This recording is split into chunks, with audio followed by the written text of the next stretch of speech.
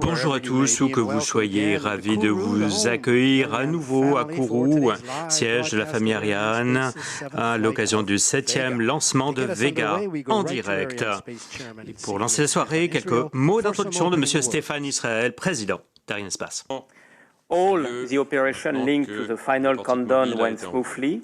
The launcher and the satellites are ready. Menant au lancement The weather is se sont green, déroulées so we should be in a parfaitement. position Tous to les launch voyants sont au vert et nous devrions pouvoir lancer dans quelques instants à 22h43 heure locale. La performance requise ce soir est de 1430 kg, 1230 kg.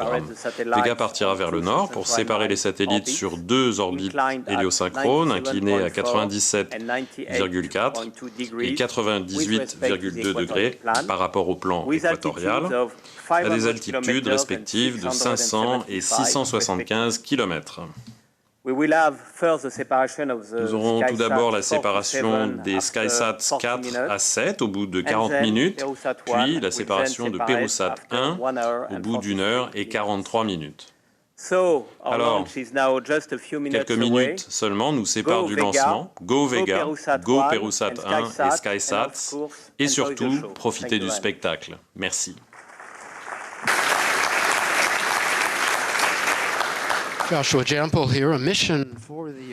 Eh bien, il s'agit là d'une mission pour les Amériques, au pluriel ce soir, Amérique du Nord et Amérique du Sud.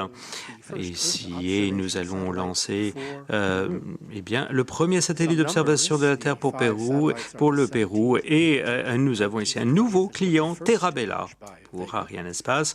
Les 5 satellites sont les 17, 18e, 19e, 20e, 21e satellites lancés par Vega. À l'occasion de cette 270e mission, nous lancerons le 541e satellite pour Ariane Espace.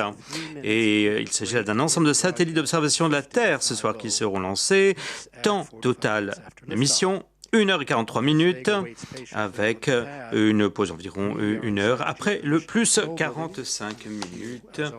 Et comme toujours, nous sommes ici en direct au centre de contrôle de la mission, le centre Jupiter, au cœur de la base spatiale guyanaise.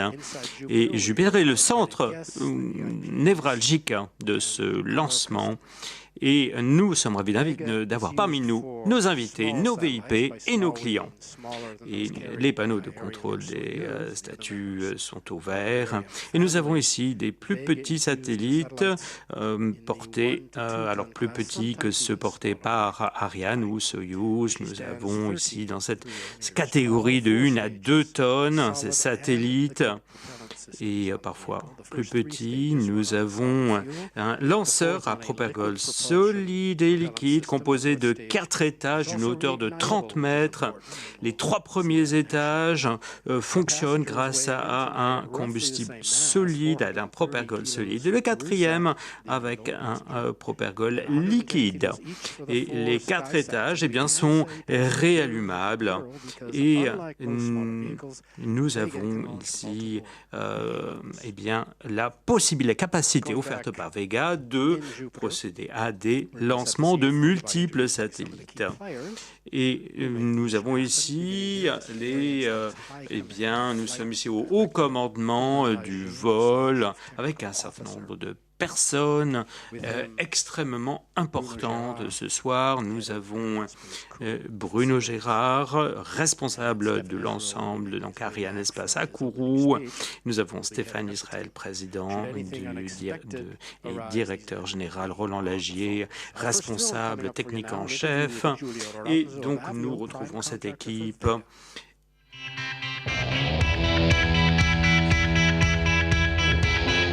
This is the 7th launch of Vega, the first of the commercial phase. Arianespace has secured to date a backlog of 10 commercial launches for Vega, to be performed between 2016 and 2019. Vega is a European launcher developed by the prime contractor ELV, which is an Avio subsidiary. Vega is manufactured by Avio at 65% in Italy, and for the rest, across Europe by a team of capable, selected industrial partners. The innovative structure of Vega is made of carbon fiber. Behind me, you can see and hear the filament winding operations of the P-80, the solid rocket motor of Vega's first stage. This is only one of the high technological activities we carry out at our premises in Colleferro near Rome. Today, Vega will carry into orbit 5 high-resolution Earth observation satellites. 4 of them are for Terabello, Google's company operating in the Earth's imaging business, and 1 of them is for the Peruvian government. We are proud to participate in such important programs. With this launch, Avio introduces also for the first time a longer version of its secondary payload adapter, which we call Vespa. This multiple launch required specific adaptations to the navigation software for a complex and long mission. The Avio team, together with its industrial partners and with Arianespace, has once more a chance to demonstrate Vega's flexibility and reliability. I therefore wish the best success to the 7th mission of Vega.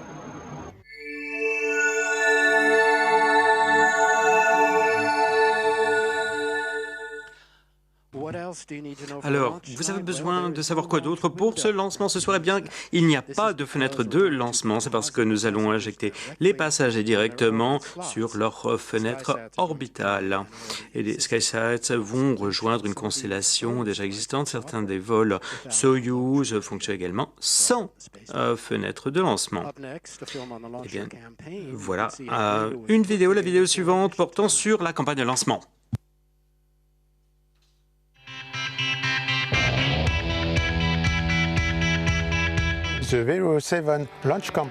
La campagne de préparation au lancement du 7e Vega a été partagée en 2 phases. La première a consisté à intégrer les éléments du lanceur sans la coiffe et a été terminée début juillet. Les activités lanceurs ont repris dès le 23 août avec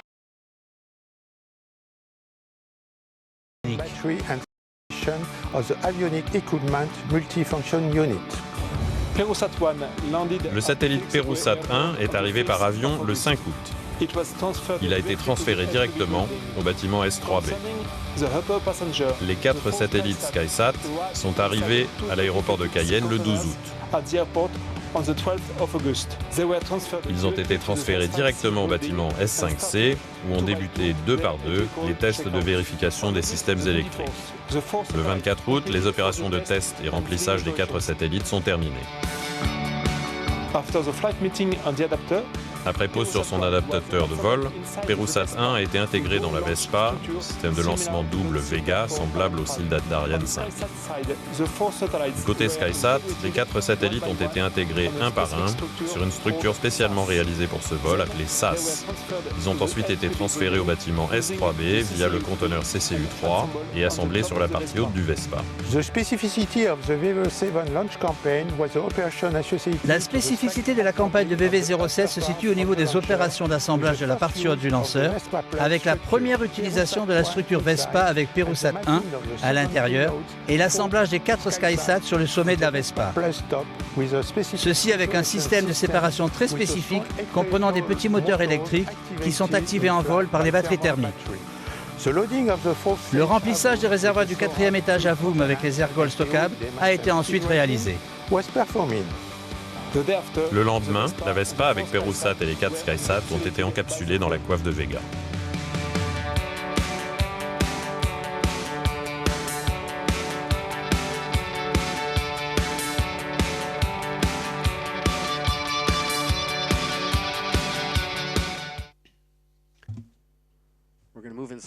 Eh bien, nous allons revenir dans Jupiter. Eh bien, nous allons présenter 2 personnes importantes. Eh bien, Cyril Ponroy, que vous venez de voir dans cette vidéo, le directeur de mission pour Arianespace. Attention pour la séquence finale lanceur. Et le DDO, Raymond Boyce du CNES, c'est sa voix que vous avez entendue. Il vient d'annoncer que nous sommes à 4 minutes du lancement. Top I0 moins 4 minutes. Voilà, 4 minutes. jusqu'au lancement. Il s'agit là du décompte final. Nous sommes à 4 minutes du lancement pour le 7e, ce qui sera le 7e vol d'Ariane. Pour Ariane Espace, cette année, le 7e vol pour Vega. Eh bien, les voyants verts, eh bien, cette base spatiale, eh bien, représente une surface de 750 km². Il y a beaucoup d'activités qui ont lieu ici. Eh bien, nous avons également ces voyants qui sont affichés ici, le go-no-go, voyant vert, rouge. Vert signifie OK, et on peut aller de l'avant, et rouge signifie eh bien, le contraire, c'est très simple. Et lorsqu'il y a un voyant rouge, le décompte s'arrête. Eh bien, l'ensemble de ces voyants doit afficher le vert, doivent être ouverts pour pouvoir lancer. Eh bien, quelques 1700 personnes travaillent sur la base spatiale. Il n'y a pas de caméras partout, mais là où il y a des caméras, eh bien, c'est ici, là où vous pouvez le voir, au centre de lancement Vega. Les équipes sont sous la houlette d'André Sicard, le directeur des opérations de lancement, celui que vous avez pu voir dans la vidéo précédente. Et le centre de contrôle des lancements Vega se trouve dans le même bâtiment que le centre de contrôle d'Ariane 5. Il lance le contrôle de la mission dans son ensemble. Eh bien,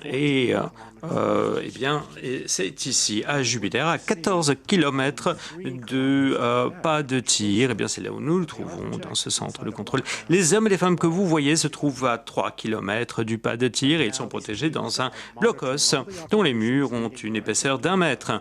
Et à l'heure actuelle, eh bien, nous suivons l'ensemble des opérations amenant au décollage. Eh bien, une fois que ce décollage aura lieu, leur travail sera accompli. Il y a des centaines de paramètres à contrôler et là, le contrôle va être transféré du sol au bord. Et l'ensemble du contrôle sera exercé ensuite par le lanceur. Après le décollage, Ariane Espace, eh bien, c'est la seule société de services de lancement capable de proposer tout, que ce soit Ariane 5, Soyuz et Vega, toutes les missions, toutes les orbites et toutes les tailles de satellites. Nous sommes à 2 minutes du décompte final. Eh bien, c'est le moment de penser, d'avoir une pensée à toutes les personnes qui ont contribué à cette mission. Eh bien, l'espace, eh bien, c'est un dépend du travail d'équipe, l'ESA, le CNES. Et nous souhaitons saluer tout le monde qui nous regarde ici. Le DDO annonce que nous sommes à 60 secondes du lancement. Eh bien, pour nos amis de Terra Bella à Mountain View en Californie, et qui nous regardent, de Charlie's Café, au siège social de Google, également nos amis péruviens de Perusat à Pucosana, au Centre national d'images satellites du Pérou. Et également, salutations à tous les centres ESA d'Ariane Espace du CNES de par le monde et à tous ceux qui nous regardent à l'heure actuelle sur Internet. Et nous sommes à 30 secondes du décollage et nous allons écouter le DDO pour le décompte final. Et nous reprendrons la diffusion. Et la mission est sur le point de démarrer. DDO, attention pour le décompte final. Final countdown. 10, 9, 8, 7, 6, 5, 4, 3, 2, 1, top. Allumage P80, décollage.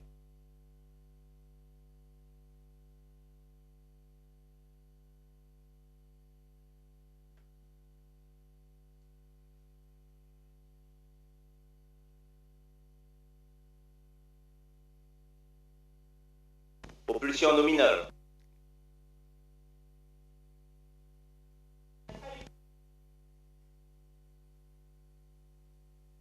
Pilotage calme, trajectoire nominale. Et comme le DDO le dit, eh bien, tout est normal à bord. Eh bien, Vega s'est élevé comme une flèche dans le ciel guyanais. Et ceux d'entre vous qui connaissent bien les lancements d'Ariane savent que le décollage est beaucoup plus lent. Eh bien, Vega est 5 à 6 fois plus légère que Ariane, sa grande sœur. Eh bien, Vega démarre ainsi sa 7e mission. Eh bien, c'est le premier étage qui est en combustion à l'heure actuelle. Et la plupart, eh bien, on est à 97 tonnes pour le premier étage, dont 88 sont composés de combustible. Le premier étage est fabriqué et construit à Colleferro, près de Rome, puis livré ici au centre spatial de Guyane, puis intégré dans le BIL. Et qu'est-ce que font les satellites? Eh bien, vous allez vous demander effectivement bien ce qu'ils font. Eh bien, ils sont calmement en haut du lanceur et ils profitent de ce voyage tranquillement. Et ils fonctionnent à présent sur leur propre batterie, ne disposant plus d'alimentation extérieure. Eh bien, nous venons d'avoir confirmation de la séparation du premier étage et de l'allumage du deuxième étage. Et donc, deuxième étage, eh bien, c'est ce qu'on appelle le Z23, Zefiro, eh bien, qui va voler pendant quelques minutes. Eh bien, il affiche un poids de 25 tonnes, dont 23 tonnes sont constituées de combustible. Alors, Vega se dirige vers une orbite polaire, qui est généralement utilisée pour les satellites d'observation de la Terre. Il s'agit d'une orbite héliosynchrone. Le satellite passe donc à peu près au même moment chaque jour au-delà du même endroit, mais sur des plans différents, ce qui lui permet de couvrir l'ensemble de la planète. Pour utiliser une image, c'est un peu comme une pelote de laine. Cette orbite est employée pour des satellites qui évidemment ont besoin de soleil en permanence pour prendre de belles photos de la planète. La plupart des satellites d'observation de la Terre sont sur ce type d'orbite, bien plus bas que les orbites géostationnaires employées par les satellites de télécommunications. Pour ce type d'orbite, on lance vers l'est, au-dessus de l'Atlantique, alors que là, on part vers le nord. En bas à gauche de votre écran, l'altitude, on approche des 120 km, on va bientôt quitter l'atmosphère terrestre. À droite, la vitesse, proche de 4 km/s. On attend à présent la confirmation de la séparation du deuxième étage. Voilà, on vient de l'entendre. Allumage du troisième étage à présent. Vega, V-E-G-A, en italien, c'est Vettore Europeo di Generazione Avanzata, vecteur européen de génération avancée. Alors, la séparation de la coiffe, c'est la prochaine étape. Voilà, la coiffe est séparée ici avec des charges pyrotechniques qui la font se séparer en deux. Et maintenant, les SkySat sont à l'air libre, même s'il n'y a pas d'air, effectivement. On peut séparer justement cette coiffe parce qu'on a quitté l'atmosphère terrestre, donc il n'y a plus de frottement. Et ils sont maintenant, à proprement parler, dans l'espace. La coiffe protège des turbulences et de la friction de l'atmosphère, et maintenant, évidemment, on n'en a plus besoin, on peut se débarrasser de ce poids mort. Alors, les passagers supérieurs, les SkySat. Maintenant, nous allons écouter Alexandre Dallonneau qui va nous parler de la mission de ce soir. Pendant les 7 premières minutes du vol, les étages d'accélération à poudre, le P80, le Zefiro 23 et le Zefiro 9 sont suivis par la station de télémesure de Galileo à Kourou. Pour préserver les conditions de sauvegarde en vol, ces 3 étages retombent dans l'océan. Le 4e étage, biliquide, l'Avoum, devra atteindre une orbite de transfert après un premier allumage de 6 minutes. Cette poussée sera suivie par la station américaine des Bermudes et la station canadienne de Saint-Hubert. Afin de circulariser l'orbite héliosynchrone, une seconde poussée très courte de 2 minutes interviendra après une phase balistique intermédiaire de 24 minutes en visibilité de la station sud-coréenne de Jeju. Une fois l'orbite visée atteinte, les 4 satellites SkySat 4 à 7 seront séparés un à un. Lors de la seconde partie de la mission, la partie supérieure de la structure de lancement double, appelée Vespa, sera séparée. Et un troisième allumage du moteur de l'Avoom interviendra en visibilité de la station australienne de New Norcia pendant 47 secondes, afin d'atteindre l'altitude de 700 km. Après une rotation terrestre depuis le décollage, un quatrième allumage aura lieu pendant 45 secondes, suivi par la station des Bermudes. Perusat 1 sera séparé après 103 minutes de vol. Alors maintenant, nous arrivons dans la phase d'acquisition du signal par la première station de poursuite au sol. Elle se trouve ici, les deux premières. La première se trouve à Gallio, sur une petite colline juste derrière le bâtiment Jupiter, et la deuxième à Saint-Jean-du-Maroni. C'est une station mobile employée pour compléter les installations de Gallio. Et le DDO vient d'annoncer la séparation du troisième étage. Nous attendons maintenant l'allumage de l'étage supérieur qui devrait se produire dans environ 2 minutes. Saint-Jean-du-Maroni est une station mobile qui est utilisée en backup et qui est installée à peu près 200 km d'ici. Et les deux suivent la séquence d'avant-lancement, puis le lancement jusqu'à la séparation du troisième étage. Alors les Italiens ont une participation d'à peu près 60%, 58% dans Vega. Ensuite viennent les Français avec 25%. La Belgique, l'Espagne, les Pays-Bas, la Suisse et la Suède contribuent également au programme. Et donc, dans 1 minute, on devrait avoir le premier allumage du quatrième étage. Le quatrième étage qu'on appelle l'Avoom. AVUM, Attitude and Vernier Upper Module, module supérieur, attitude et vernier. Un moteur vernier est un moteur qui permet des mouvements précis, exigés par l'étage supérieur. Il est capable de placer différentes charges utiles sur différentes orbites et d'effectuer des mouvements très très fins de positionnement avant séparation des satellites. Et c'est ce que permettent les propergoles liquides. La poudre, les boosters à poudre, c'est de la puissance brute. Ici, les propergoles liquides, c'est quelque chose qui permet des opérations plus fines. Il y aura au total 4 allumages de l'Avoom qui emmènera Vega vers une orbite de transfert. Le deuxième allumage aura lieu ensuite pour circulariser l'orbite. Ensuite, la troisième allumage pendant la pause. Et le quatrième juste avant la séparation de Perusat 1. Et regardons d'abord un autre film sur les réussites passées de Vega.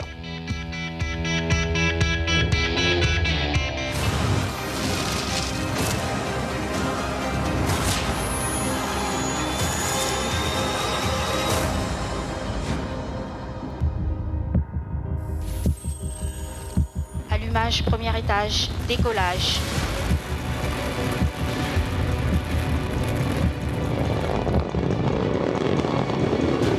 Séparation de la charge principale l'ARES.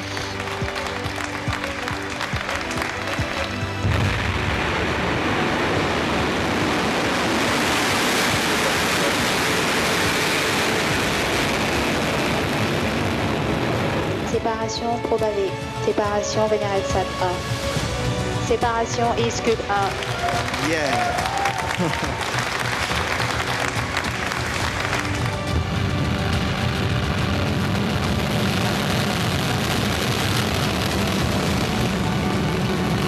Séparation du satellite Caseosat 1.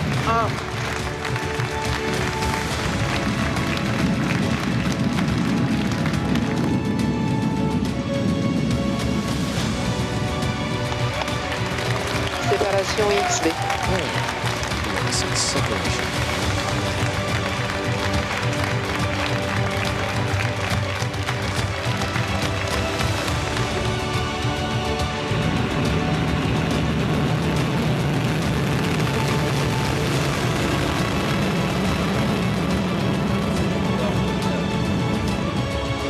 Séparation du satellite Sentinel-2A par le lanceur.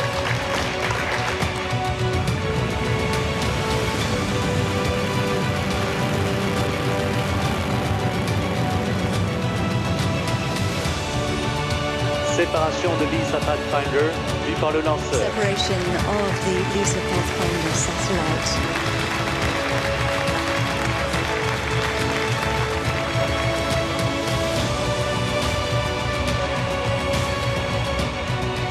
De la télévision par la station nucléaire de Canada.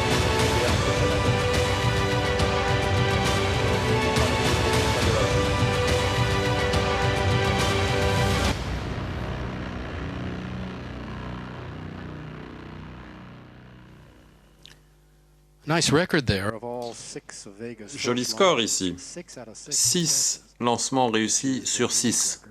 C'est exceptionnel pour un nouveau lanceur. Et pendant que vous regardiez la vidéo, nous avons une acquisition par la station de Saint-Hubert au Québec et nous avons maintenant un autre film où nous allons écouter Mario Franito d'Ariane Espace nous parler encore de Vega.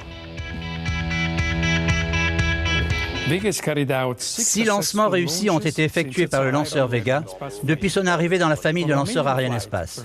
Depuis son vol inaugural en 2012, Vega a réalisé des missions très diverses. Orbite hélisynchrone, équatoriale, réentrée dans l'atmosphère, principalement au service d'opérateurs institutionnels. La phase de développement et la première phase d'exploitation, réalisées sous la responsabilité de l'Agence spatiale européenne, sont maintenant terminées. Et Vega a totalement démontré sa versatilité et son potentiel. Avec ce 7e vol de Vega, nous entrons dans la phase commerciale où Arianespace est totalement chargé de l'exploitation de Vega.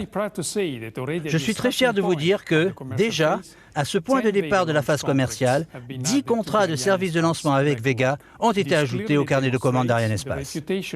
Ceci démontre la bonne réputation rapidement acquise par Vega par le marché commercial et la confiance accordée par les clients reposant sur les services d'Arianespace. Mais cela n'est qu'un début. Nous allons aller plus loin à l'écoute de nos premiers pas en essayant de prendre en compte encore plus parfaitement les besoins de nos clients. Une version plus puissante de Vega, appelée Vega C, est en cours de développement par Avio et ELV sous la coordination de l'Agence spatiale européenne. Cette version devrait être disponible pour 2019, donnant une meilleure performance avec une coiffe plus grande et un lanceur plus puissant pour mieux servir nos clients. Tous ces progrès ont été rendus possibles au travers de la solide coopération mise en place avec nos partenaires industriels italiens, Avio et ELV. Mais revenons au lancement de ce soir, qui est un autre exemple de la polyvalence de Vega, avec 2 clients importants, un institutionnel et un commercial, qui ont confié à Vega le bon accomplissement de leur mission. Trajectoire nominale reste moins de 20 secondes. Alors, le premier allumage à Voom devrait durer une trentaine de secondes encore. Ici, nous avons à bord l'ensemble des avioniques dans la case à équipement, pour l'alimentation, la navigation, et ainsi de suite. Autre extinction, ici, vous le voyez à l'écran, annoncé, confirmé par le DDO. Voilà, juste au bon moment. Le premier vol Vega transportait une charge utile assez complexe, une plateforme complexe.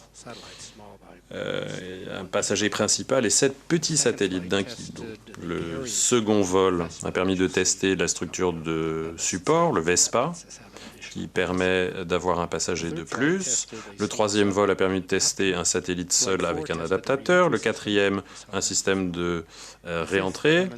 Le cinquième a permis de tester l'utilisation sur orbite basse, héliosynchrone, comme le vol de ce soir, ainsi qu'un système de localisation à bord basé sur le GPS, et le vol LISA Pathfinder en décembre dernier a démontré la capacité du lanceur dans une orbite de transfert, puisque le satellite est allé au point Lagrange 1.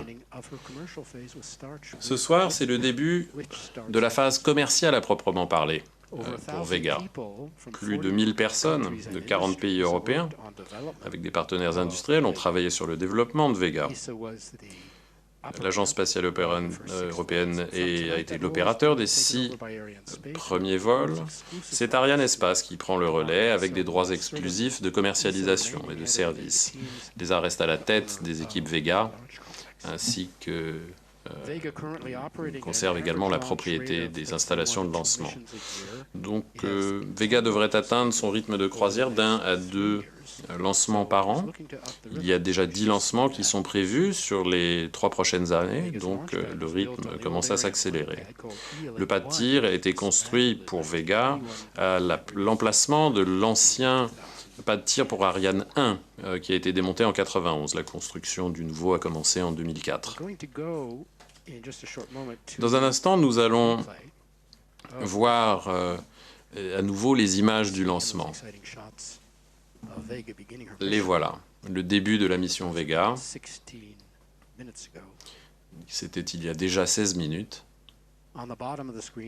En bas de l'écran, ici, vous apercevez les 4 SkySat. Vous avez au-dessus le cylindre noir qui est la structure qui permet de transporter le deuxième passager. Et dans le Vespa se trouve donc PeruSat, le deuxième passager. Et la partie gris clair, ici, c'est la case à équipement. C'est la partie qui renferme l'ensemble des ordinateurs et de l'avionique de la fusée. Donc le pas de tir a été modifié pour Vega et aussi pour le nouveau portique mobile qui pèse 1000 tonnes, ainsi que pour 3 tours par foudre de 60 mètres de haut que vous avez aperçus dans les images. C'est le même type de configuration que pour le pas de tir d'Ariane 5. Et ce nouveau portique mobile roule sur les mêmes rails que ceux qui étaient employés pour Ariane 1. Donc ce sont des programmes assez semblables. Donc fin du premier allumage, première combustion. Regardons donc les passagers. Nous avons PeruSat, le premier satellite péruvien d'observation de la Terre, capable de prendre des images à très très haute résolution. Il s'agira de l'ordinateur, du satellite d'observation de la Terre le plus puissant opéré depuis l'Amérique latine, commandé par le gouvernement péruvien, en accord avec le gouvernement français. Il a été construit chez Airbus Defence and Space à Toulouse, ici en France. Le lancement se déroule dans le cadre d'un contrat clé en main pour l'agence spatiale péruvienne, CONIDA, Commission nationale de recherche et de développement aérospatial. Le PeruSat utilise la plateforme Astrobus S et à bord se trouve Naomi, qui est un nouvel instrument optique modulaire. Le satellite a pris moins de 24 mois à construire, ce qui est un très bon timing. On y reviendra quand on a un instant. Le contrat de lancement a été signé avec Arianespace l'année dernière et le DDO d'ailleurs vient de confirmer que le signal a été acquis par la station de poursuite du Québec à Saint-Hubert. Donc nous aurons une fin de visibilité attendue du lanceur pendant 15 minutes à peu près. Les prochaines acquisitions pour la station des Juju en Corée. Voilà, donc maintenant nous allons regarder 2 petits films sur PeruSat. On se reparle, on se retrouve après.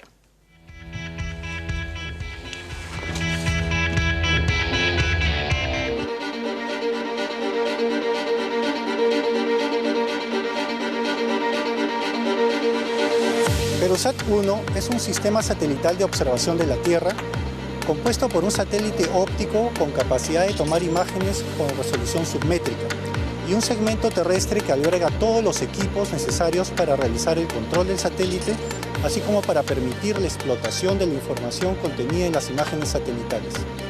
Esta adquisición ha incluido la construcción completa de la infraestructura que alberga el segmento terrestre y ha sido efectuada en el marco de un acuerdo de nivel de gobiernos entre el Perú y Francia.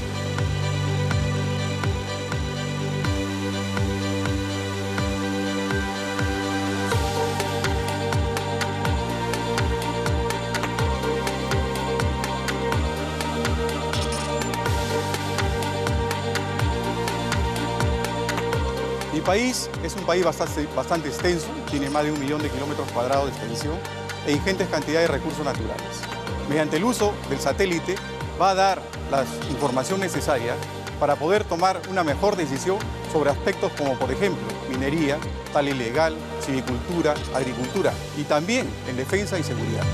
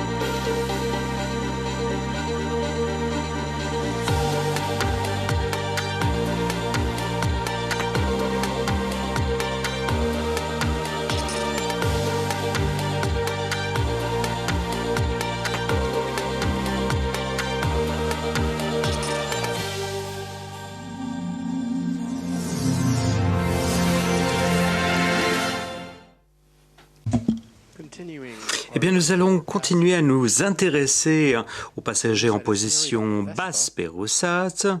Eh bien, Perusat est porté sur le VESPA, le Vega Dispenser System, Vega Secondary Payload Adapter. Et eh bien, il déploiera 2 panneaux solaires et passera en orbite héliosynchrone à une altitude de 675 km et entrera en service à 695 km pour prendre des images de la Terre. Grâce à son instrument optique à carbure de silicium, dont la résolution est de 70 cm.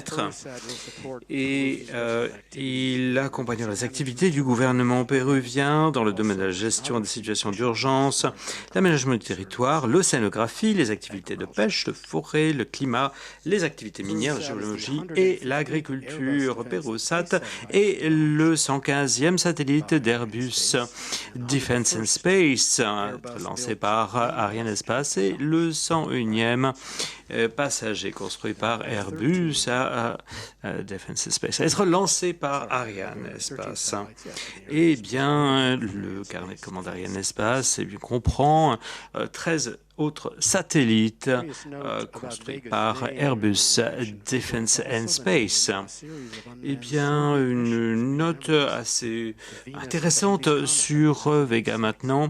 Eh bien, son nom provient d'une série de missions soviétiques non habitées à Vénus et vers la comète de Halley. En 1986, de nombreux pays ont contribué à sa création et ce sont les mêmes personnes qui ont contribué au projet Lavochkin, qui ont construit d'ailleurs l'étage supérieur frégate du Soyouz.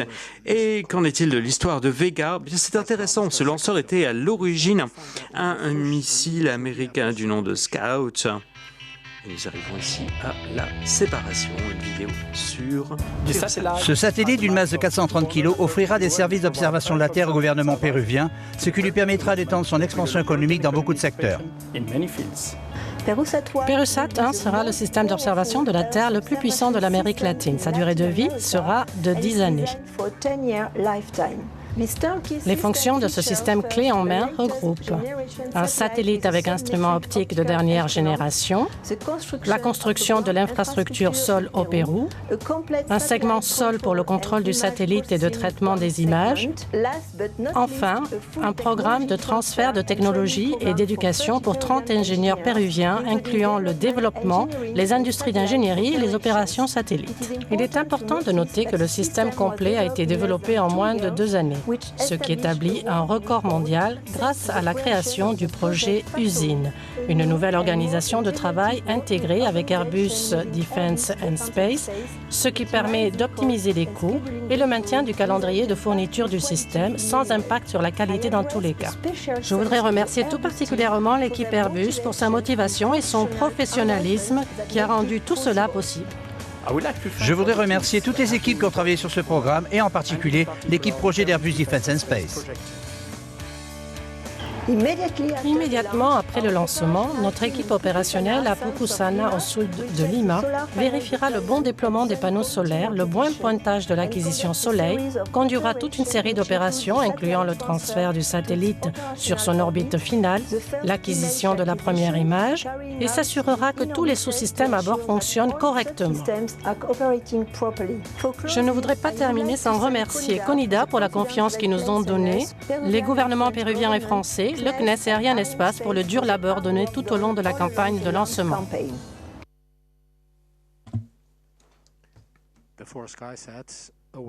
Eh bien, les 4 SkySats attendent le moment auquel ils seront injectés en orbite. Dans quelques instants, eh bien, nous arrivons ici, donc le moment où ils seront séparés, arrivés. Eh bien, revenons ici à Perosat, l'équipe de Perosat, alors que nous attendons la séparation de nos passagers. Voici l'équipe Perosat, les voici à l'écran. Parmi eux, Jean Dauphin, eh bien c'est le directeur du programme, on le voit ici à l'écran. Directeur du programme Observation de la Terre, Navigation et Sciences, et nous lui avons parlé ce matin, il nous a dit que dans le cadre du programme Perosat, il nous a parlé du programme de formation. Eh bien, dans le cadre de ce programme Perosat, Airbus a formé 100 ingénieurs péruviens dans le domaine de technologie spatiale. Au cours de ces 2 dernières années, 40 de ces ingénieurs ont bénéficié de formation dans le domaine des systèmes opérationnels, suivi des satellites et manœuvres de satellites. 60 de ces ingénieurs ont bénéficié de formation dans le domaine opérationnel, utilisation de systèmes, applications, cartographie, agriculture, activités forestières, défense et sécurité. Eh bien, ce programme de formation a démarré en 2014. Il était important que ces équipes péruviennes eh bien, connaissent l'ensemble des activités de fonctionnement du satellite. Et Airbus eh bien, a mis à disposition 50 formateurs et 200 personnes ont été impliquées dans le programme de formation à Perosat. Et il est ressorti de cela que eh bien, les ingénieurs péruviens étaient des professionnels absolument extraordinaires et Perosat, en tant que programme, est un des programmes les plus dont le développement était le plus rapide. Et ces équipes ont appris des choses absolument fabuleuses. Ce sont des ingénieurs aéronautiques, certes, mais qui n'avaient pas forcément d'antécédents dans le domaine de l'espace. Airbus est le numéro 1, l'exportateur numéro 1 mondial dans le domaine des satellites d'observation de la Terre. Eh bien, il s'agit d'un marché grandissant, d'où l'importance de la formation pour Perosat. Perosat disposera d'une durée de vie de 10 ans. Et à compter d'aujourd'hui, nous allons nous tourner à présent vers les 2 autres passages. Nous avons les SkySat C2, 3, 4 et 5. Ce sont les 4 premiers satellites à être lancés par Arianespace pour Terra-Bella.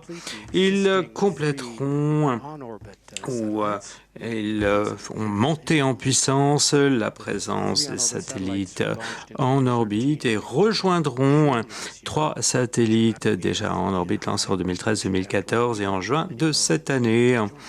Et donc, ils se joindront à ces satellites. Chaque SkySat eh bien, représente en taille bien l'équivalent d'un petit réfrigérateur.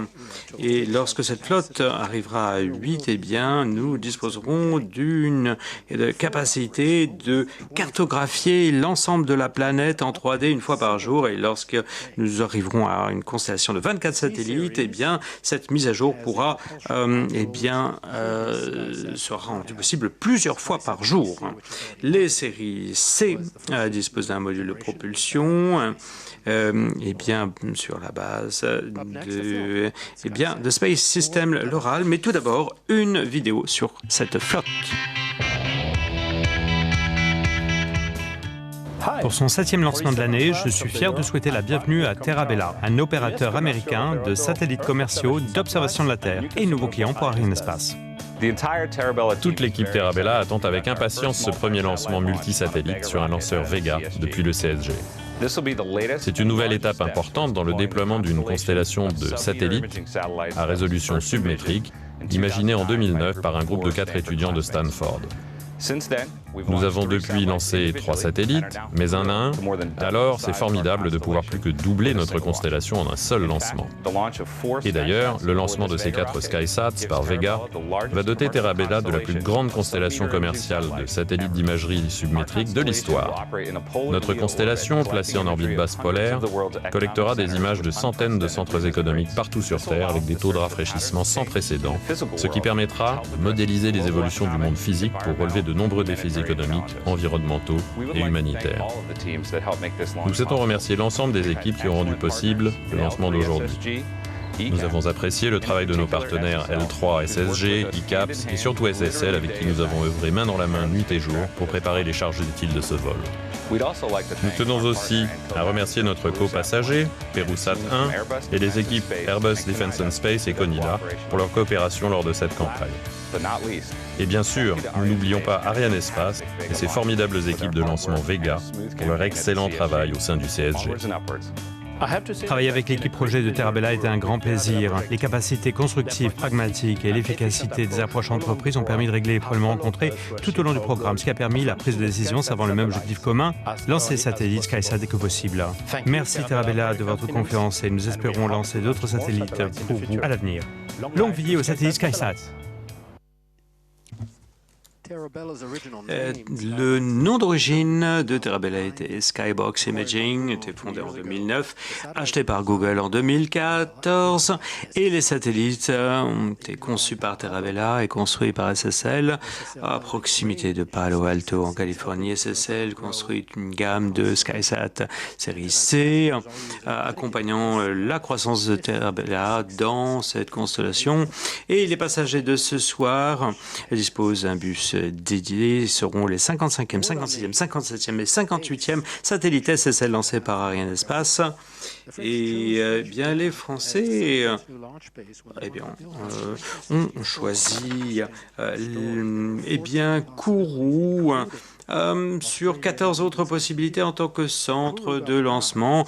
Parmi ces 14 possibilités, il y avait l'Australie, la Scandinavie, mais Kourou a obtenu le feu vert grâce à un certain nombre d'avantages, à savoir grande ouverture sur l'océan, ainsi que faible densité démographique.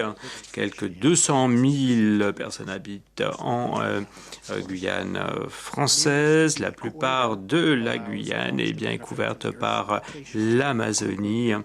Et puis également en proximité par rapport à l'équateur de la Guyane française. Et par exemple, grâce à son implantation en Guyane française, Soyuz, par exemple, peut réaliser plus de 50% de décollage que dans sa base de Baïkonour, absence également d'ouragans, de tremblements de terre et également des petites collines la présence de petites collines permettant l'installation de radars et d'ensembles télémétriques. Et par conséquent, grâce à tous ces éléments déterminants pour Kourou, la Guyane française a été choisie. Nous arrivons à l'acquisition de la station de télémesure de Jeju en Corée du Sud. Et nous avons ici cette deuxième, la séparation de SkySat, ici, avec la combustion du deuxième étage. Et à l'intérieur du Vespa, nous avons Perusat et la casa à équipement. Et bien, l'ensemble de la trajectoire de Vega a été conçue pour être suivie du sol et poursuivie par les différentes stations télémétriques.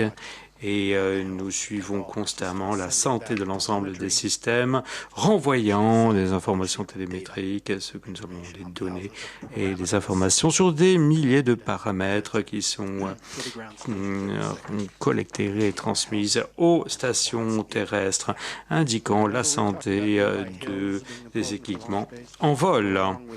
Rappelez-vous, nous avons parlé de Jupiter, le centre de contrôle Jupiter. Il y a beaucoup de choses qui se passent ici également.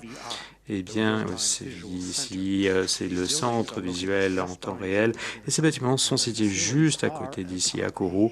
Et ces ensembles se trouvent sur la montagne des Pères, sur la colline, à proximité de là où nous nous trouvons. Et voici l'équipe.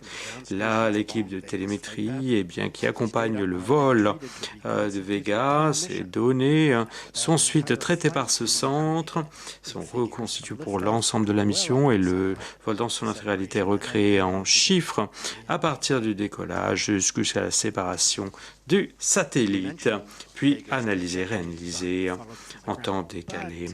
Et nous avons parlé de la trajectoire, mais parfois, effectivement, on n'est pas ici, le lanceur n'est pas couvert à 100% dans son parcours, mais ici, il y a 4 périodes de non-visibilité du lanceur, à savoir 45 secondes de décalage entre Saint-Hubert et Jeju, encore 5 minutes entre eh bien, la dernière station et la station australienne de New Norsa et le deuxième passage de Vega. Ensuite, et parfois, il y a une brève perte de données télémétriques, étant donné ces trous entre deux stations. Les informations ne sont pas perdues pour autant, car elles sont stockées à bord. Dans la case d'équipement, il y a ce qu'on appelle l'unité de télémétrie centrale, et à l'intérieur de cette unité, il y a ce qu'on appelle une mémoire de masse. Et le temps et les durées exactes de ces pertes de signal sont programmés dans cette unité. L'unité est programmée pour enregistrer les données qui seraient normalement renvoyées vers les stations sur Terre. Il est programmé également pour recommencer l'envoi de ces données lorsque le signal revient et le CG. Et donc, accompagne ce vol et nous attendons l'allumage du 4e étage, la VOOM, qui survient dans quelques minutes. Eh bien, simplement pour rappeler que le CSG est la seule base spatiale uniquement dédiée aux satellites commerciaux. Arianespace est bien prévu 11 lancements pour cette année. 12 missions ont eu lieu au Centre spatial guyanais l'année passée. C'est un record et cette année, bien, nous aurons encore 4 lancements d'Ariane, de Soyuz. Ce sont déjà décollés ici au centre. C'est la première paire de lancements Vega avec donc le deuxième lancement Vega qui aura lieu en décembre. Moins de 3 minutes jusqu'à avant la séparation des 4 SkySat. Nous attendons confirmation de deuxième allumage. Voilà, c'est fait. Le DDO vient de le confirmer. L'arrivée de Vega, ici, a changé beaucoup de choses au CSG. Une dimension plus internationale et 2 fois plus de missions. On passe de 6 à 12 par an, en moyenne, avec 3 lanceurs différents. Évidemment, cela exige des équipes renforcées. Plus de 200 personnes ont été recrutées pour gérer cela. Tout continue à être nominal, comme on dit. Le DDO vient de le dire. 59 satellites ont été lancés par Arianespace, 59 satellites d'observation de la Terre. C'est quasiment 25% de tous les vols qui se trouvent dans le carnet de commandes d'Arianespace sont pour ce type de satellite. Dans le passé, vous vous souvenez peut-être, pour le CNES, 5 satellites SPOT, avec la NASA, la mission Tobex Spide, pour l'ESA, le Endosat, un satellite de 8 tonnes, EUMETSAT, Meteosat, la Union of Concerned Scientists, qui est un groupe de scientifiques. Et là, on vient d'entendre la fin de combustion, la fin du deuxième allumage, extinction, ce qui veut dire que la séparation approche. Donc, on en est vraiment plus très loin. Les 4 satellites vont être séparés non pas tout à fait simultanément. Ils seront lancés avec 1 ou 2 secondes d'intervalle. Là, c'est le moment de concentration maximale ici, au centre Jupiter, et partout dans le monde aussi, pour tous ceux qui ont participé à ce projet, puisqu'on attend la séparation. Évidemment, ils ont déjà tous assisté à des séparations, mais c'est toujours un moment très intense. Séparation des 4 SkySat. Voilà, tout à fait à l'heure. Confirmation de la séparation de nos 4 premiers passagers.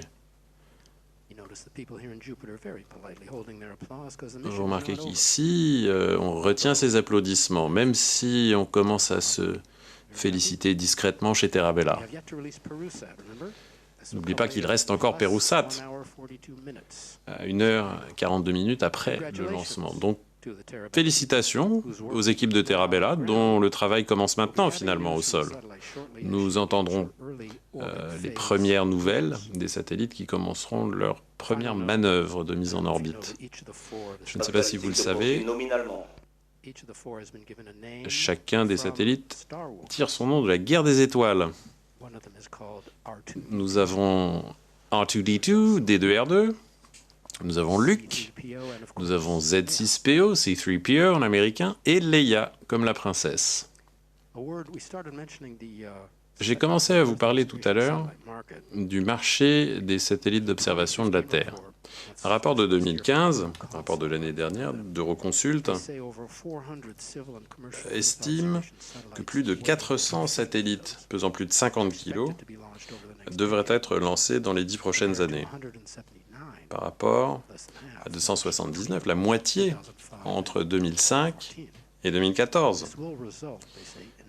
Cela devrait entraîner des investissements de 59 milliards de dollars, et soit une augmentation de 80% par rapport à la décennie précédente. L'augmentation vient à la fois de sources gouvernementales et de sources privées, et le marché commercial continue à évoluer dans ce domaine. Et le rapport de préciser que 1200 satellites de moins de 50 kg devraient également être lancés pendant la même période pour la création de constellations CubeSat.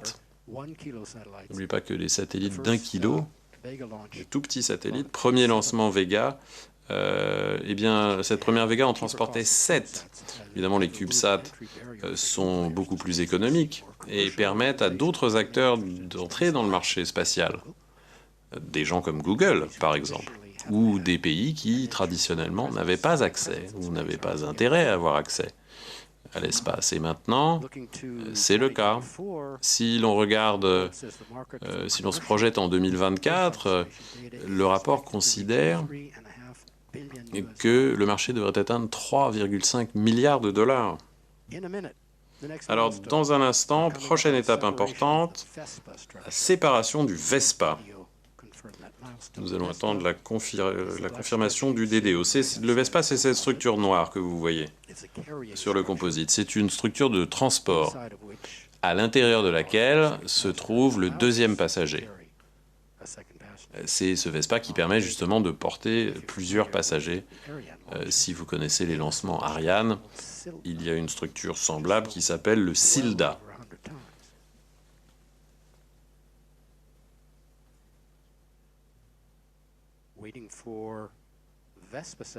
Alors nous attendons maintenant la séparation du VESPA et nous pourrons enfin apercevoir Perusat. Et ensuite nous allons vous dire au revoir temporairement, nous allons suspendre le commentaire juste après la séparation du VESPA. Nous vous laisserons prendre une petite pause, vous aussi, et nous reviendrons pour la fin de cette vidéotransmission, la fin de cette mission. Ariane Espace avec ce 7e lancement de l'année, qui est également le 7e lancement depuis l'origine de Vega. J'avais commencé à vous parler de la Union of Concerned Scientists, qui est un groupe de scientifiques qui considère que les satellites d'observation... Ah, et voilà, c'est fait, la séparation du VESPA, et ça y est, on aperçoit maintenant Perusat, qui est maintenant aussi à l'air libre, même s'il n'y a pas d'air, et qui devrait être séparé dans environ 1 heure. Donc voilà, on va faire une petite pause de 51 minutes. On sera de retour à ce moment-là. Pendant ce temps-là, la phase balistique va continuer à se dérouler. Vous pouvez continuer à regarder l'animation en temps réel. Et nous sommes de retour à plus 1 heure et 36 minutes. Alors, on se retrouve dans 51 minutes pour la séparation de Perusat et la fin de cette mission Vega. Alors surtout, soyez au rendez-vous. Alors aussi, pendant la pause, nous avons le troisième allumage de la VUM. Acquisition également du signal de télémétrie de 2 stations. La première à New Norcia, en Australie. C'est la première station de l'Agence spatiale européenne, station terrestre. Ensuite, le signal a été repris à Galio, puisque Vega a fait un tour complet de la Terre. Et donc Galio en a réalisé l'acquisition pour une deuxième fois.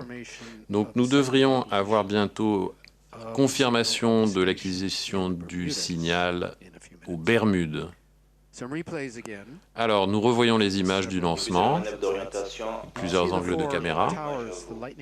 Vous voyez ici les 4 tours qui servent de paratonnerre, comme sur le pas de tir, comme autour du pas de tir d'Ariane 5. Nous avons des caméras dans la plupart des points d'observation. Il me semble qu'il doit y en avoir une bonne demi-douzaine qui nous permettent de prendre ces images. Les VIP, les invités, parfois se rendent sur les différents points d'observation. Un certain nombre de sites, dont un qui est à proximité, ces points d'observation sont utilisés par la population locale ou des touristes de passage qui veulent profiter du spectacle. Et il y a aussi les plages de Kourou, d'où on a une excellente vue, au bord de la mer, les pieds dans le sable. Et si vous décidez de faire le voyage jusqu'ici, je peux vous assurer que vous ne le regretterez pas. Alors, ce qui reste du composite maintenant, à gauche, on aperçoit Perusat ici, avec cette partie bleu clair qui attend la séparation, qui devrait intervenir dans 3 minutes et quelques. En dessous, on trouve la case à équipement. Ici, l'équipe Perusat, à l'image, qui attend avec impatience, comme nous tous d'ailleurs. Ici, c'est le centre névralgique, ce centre Jupiter. Les postes de travail que vous voyez là sont occupés par 3 équipes en charge du lancement de la base et des satellites. La salle est divisée en 2 parties. Vous avez le centre de contrôle avec l'écran des opérations. Le DDO vient de confirmer l'acquisition du signal par la station des Bermudes. Dans un instant, nous allons assister au 4e allumage de la VUM à 1h41 et 20 secondes après lancement. Et le DDO nous le confirmera, bien sûr. Je crois qu'on a quelques minutes là entre les 2 satellites. On peut passer à la question du quiz. Alors, êtes-vous prêts? Voilà, question numéro 7. On va voir si quelqu'un à l'ESA ou à Arianespace ou au CNES est capable de répondre. Alors, 4e allumage. On attend la confirmation. Voici la question. Quelle est la masse totale, charge utile comprise, de charge utile qui a été envoyée lors des 7 missions Vega? 4e allumage de la VUM. 4e allumage de la VUM. 45 secondes.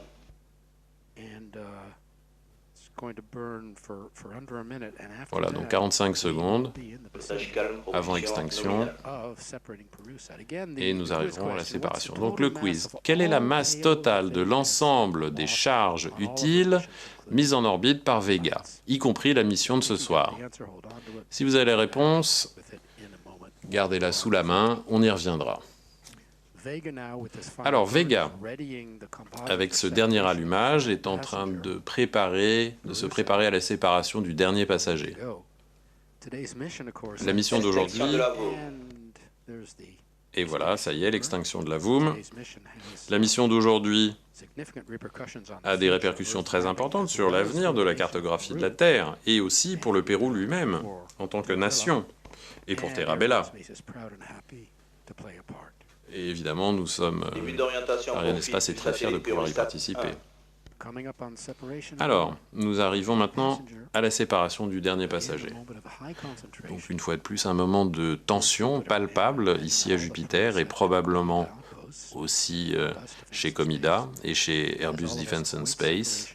Nous attendons tous cette séparation. C'est le premier satellite d'observation de la Terre lancé par le Pérou, moins de 10 secondes. Un grand moment. Un grand moment pour le Pérou. Séparation de satellite Pérusat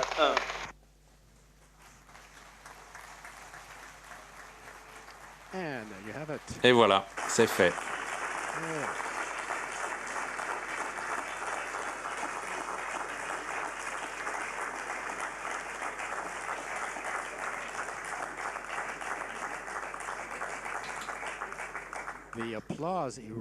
Alors les applaudissements ici, vraiment spontanés. On n'avait pas vu ça depuis un bon bout de temps, ça fait plaisir. Donc voilà, en conclusion, séparation réussie. On voit ici le drapeau péruvien qui se déploie.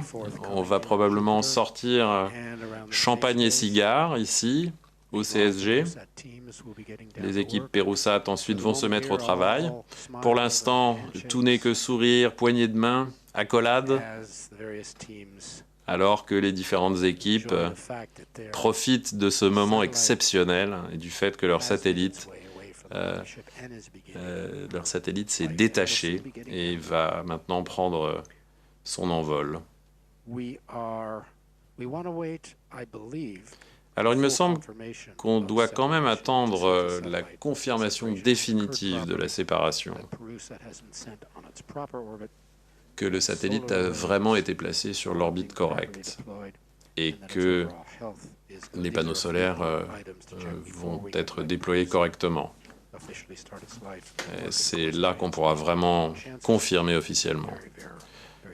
Arianespace est évidemment prudent comme d'habitude et attend une confirmation, et ça peut prendre quelques minutes éventuellement. Mais en tout cas, c'est uniquement quand nous aurons une confirmation totale que nous pourrons vraiment nous réjouir. Mais en attendant, si on regarde l'avenir, demain, que va-t-il se passer? Demain, il y aura une première réunion d'analyse qui se déroulera au CVI, le Centre de visibilité en temps réel, dont on a parlé plus tôt.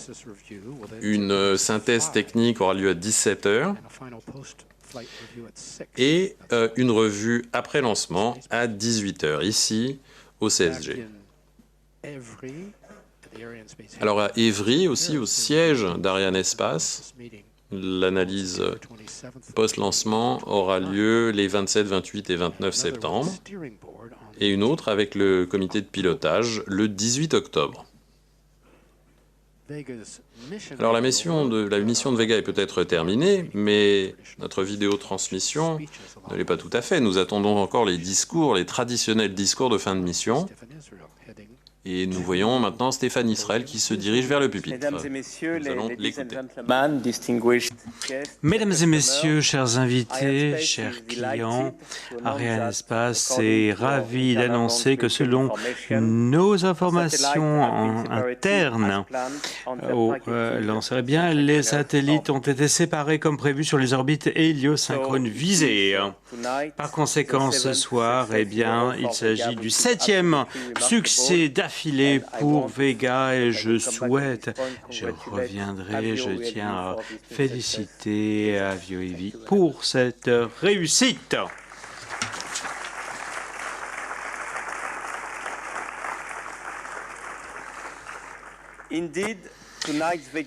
En effet, le vol Vega de ce soir a bien été au service de 2 clients à l'export. Le premier passager Perusat 1, également le premier satellite péruvien d'observation de la Terre. Nous sommes très fiers d'avoir œuvré pour le Pérou ce soir. Airbus Defence and Space, notre maître d'ouvrage pour cette mission, pour le compte de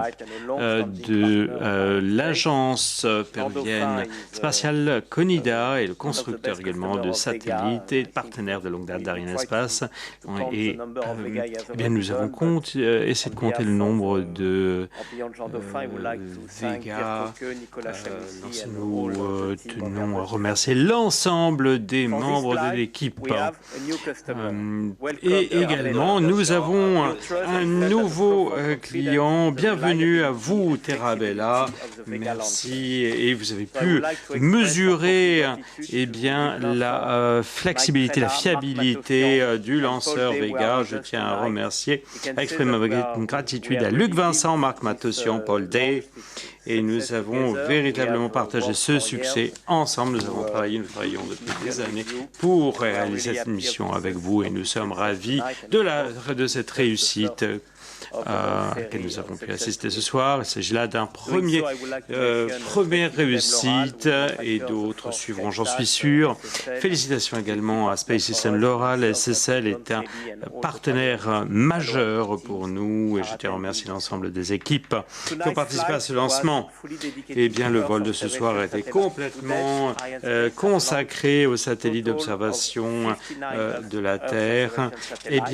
À ce jour, Arianespace a lancé un total de 59 satellites d'observation de la Terre et ce n'est pas fini. Près de 25% des futurs lancements seront consacrés aux satellites d'observation de la Terre et météo. En conclusion, c'est le 7e vol de Vega réussi et donc a réussi ses débuts au CSG depuis 2012 et démontre la vitesse à laquelle Vega a pu convaincre le marché au service des clients institutionnels et commerciaux. Ce n'est que le début d'une longue histoire pour Vega. Vega C sera disponible à partir de 2019, offrant une performance accrue et une variété encore plus étendue de missions, de capacités de missions, améliorant ainsi grandement sa compétitivité. Par conséquent, je tiens à remercier Avio LV, maître d'ouvrage et participants nos activités. Je tiens à rendre hommage à Lorenzo d'Avio qui est ici parmi nous. Je tiens à lui adresser mes salutations les plus chaleureuses et nous sommes en voie pour le succès à venir de Vega. Je suis sûr que d'autres réussites jalonneront notre parcours ensemble. Je tiens à remercier l'Agence spatiale européenne et les agences nationales Asie en tant que leader du programme Vega. Je tiens à saisir cette occasion qui m'est donnée pour souligner la présence de Gail Winters, qui a participé, qui a assisté au lancement de ce soir en tant que directeur de lanceur pour l'ESA.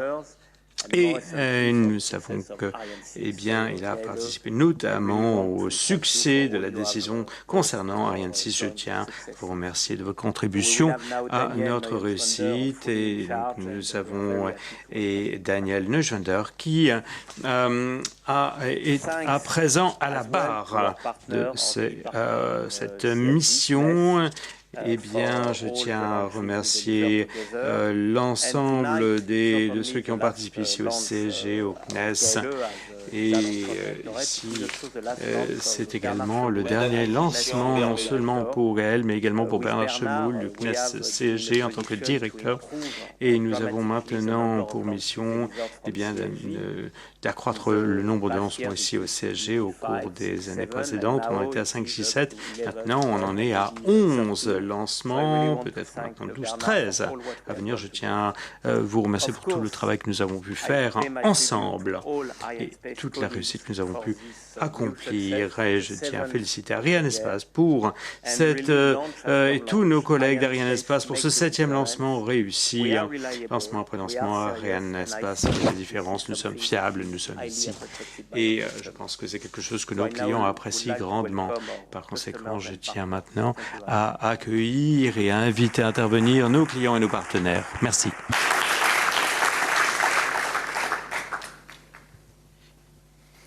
Merci Stéphane pour tous ces hommages, ces remerciements. Et merci aussi aux équipes Vega et aux équipes Arianespace pour la réussite de cette mission. Alors maintenant, on saura au milieu de la nuit si Perusat est en pleine santé, on en aura la confirmation. Mais c'est déjà une belle réussite. Il faut bien avouer que pour nous tous, c'est une grande émotion pour notre équipe franco-péruvienne avec Comida et Airbus Defence and Space. Ça a été une mission qui est allée tellement rapidement qu'on n'a pas vraiment eu le temps de se préparer pour cette émotion. Ici, c'est la toute dernière étape et on a l'impression que ça passe trop vite. Mais vraiment, c'est un grand moment d'émotion pour nous. Merci beaucoup à Arianespace. La confiance que nous vous faisons justifie la confiance que nous a fait Comida. Donc, il y a une sorte de logique là-dedans. Merci aussi beaucoup à Arianespace pour cette réussite. Sur les 7 Vega, nous avons été passagers sur 5 et 2 d'entre elles et 3 pour cela. Donc vous faites aussi partie de la réussite de Airbus Defence and Space.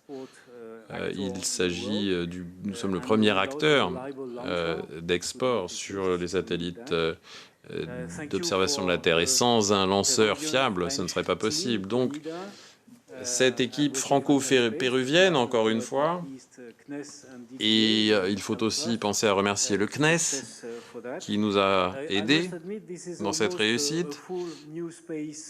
C'est un peu quelque chose qui est entièrement nouveau, une nouvelle exploration de l'espace. C'est un jeune lanceur, le 7e, 7 ans, c'est l'âge de raison. On est censé devenir raisonnable. Ici, je pense que ce lanceur aussi a un bel avenir devant lui, surtout avec la Vega C, qui sera encore plus performante. Nouvel espace aussi, nouvelle frontière de l'espace grâce à Terabella, avec ses satellites de très haute résolution. Il faut bien admettre que entre les deux équipes et Airbus Defence and Space, qui a travaillé pendant moins de 2 ans sur ce très important contrat avec Perusat. Et vous aurez peut-être appris dans une annonce récente, c'est qu'il y aura une constellation à très haute résolution qui devrait être lancée d'ici 2020. Donc beaucoup de nouveaux défis à relever. Et merci en tout cas à tous, une fois de plus.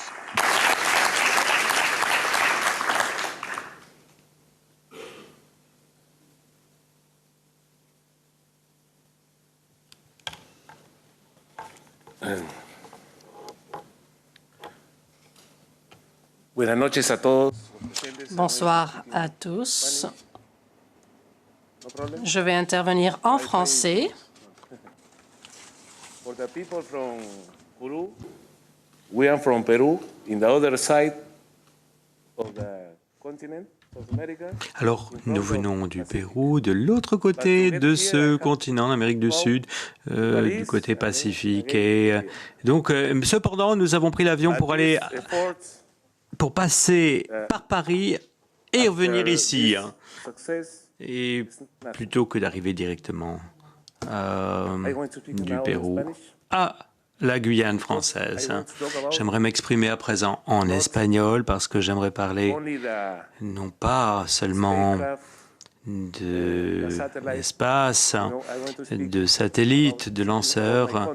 J'aimerais vous parler de mon pays, pourquoi nous avons besoin de satellites à des fins d'observation de la Terre. Et comme je vais répéter un certain nombre de propos que j'ai tenus ce matin, répéter certains faits qui concernent mon pays. Et je continue à parler en anglais. Ah, il faut que je bascule vers l'espagnol, d'accord. Ce matin, j'ai pu déjà vous dire que pour les Péruviens, il y avait certains rêves qui, un jour, deviennent une réalité.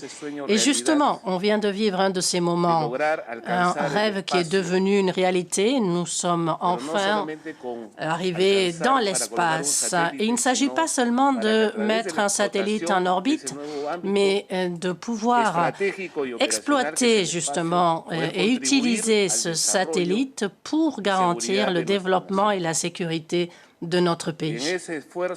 Et c'est donc un effort que nous avons réalisé et pour lequel nous avons compté avec le soutien du gouvernement français, avec des organismes comme le CNES, l'ESA et le ministère de la Défense, la DGA concrètement. Ils ont tous participé donc à cet effort commun avec ADS et avec Arianespace.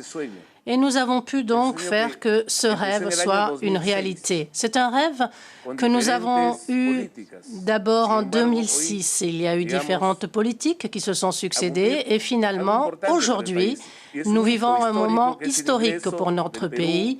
Enfin, le Pérou peut faire partie de la communauté spatiale mondiale. Et ce, grâce au satellite le plus puissant de l'Amérique latine. Nous représentons au Pérou une surface de plus de 1 million de kilomètres carrés. Et on peut dire que c'est une surface qui double pratiquement la superficie de la France. Et nous avons une géographie très particulière aussi, parce que pour nos prédécesseurs, c'était un véritable défi de pouvoir survivre dans les zones de montagne, la jungle, les zones côtières. Et la nature nous a offert cette géographie un peu abrupte, mais en même temps différents climats, avec 85 des 104 climats existants actuellement au monde. Nous avons une grande variété de reliefs où nous pouvons pratiquer l'agriculture, où nous pouvons avoir différentes sortes, par exemple, de pommes de terre que nous cultivons. Et nous pouvons cultiver justement des aliments qui sont utilisés parfois pour la diète des astronautes. Donc, la quinoa, par exemple. Nous avons aussi beaucoup de zones maritimes avec une grande diversité d'espèces et bien évidemment, nous devons garantir la protection de toutes ces surfaces. Nous avons une grande partie de notre territoire qui est couvert par l'Amazone et bien évidemment, nous devons protéger tout cela face à des défis, des difficultés qui se posent dans notre pays au niveau de l'extraction minière illégale, par exemple, ou la déforestation. Nous devons donc surveiller tout cela. Nous devons surveiller notre passé, notre patrimoine, nos monuments historiques, mais aussi nous devons regarder vers l'avenir et nous occuper de la défense de nos ressources naturelles. Avec ce lancement et ce satellite, maintenant, si l'on regarde le Pérou, nous allons devenir non seulement un pays latino-américain connu, avec l'Amazone, avec la partie océanique, nous avons une présence en Antarctique aussi, mais nous allons devenir aussi un pays aérospatial. Et cette partie spatiale, justement, c'est ce que nous célébrons aujourd'hui. Et Perusat est un satellite donc, qui va nous permettre d'aller plus loin dans notre frontière vers les étoiles. Et pour finir, je voudrais aussi citer deux Péruviens que vous ne connaissez peut-être pas. Tout d'abord, Pedro Paulet, un scientifique, un expert en chimie qui a étudié à la Sorbonne à Paris. Il a étudié la chimie et qui a développé un propellant liquide avec peroxyde de nitrogène. Et avec la quatrième étape de Vega, justement, on utilise ce combustible. Et puis, nous avons aussi différents livres qui ont cité, donc dans la littérature, on a cité son nom. Donc, je crois que c'est important qu'on s'en souvienne, ce qu'il a développé il y a donc déjà quelques années avec ce combustible liquide. Et puis, le deuxième péruvien que je voudrais citer et qui nous rapproche est Jorge Chávez, qui est né à Paris. Il est inscrit au consulat péruvien à Paris. Il était aviateur et il a franchi les Alpes pour la première fois.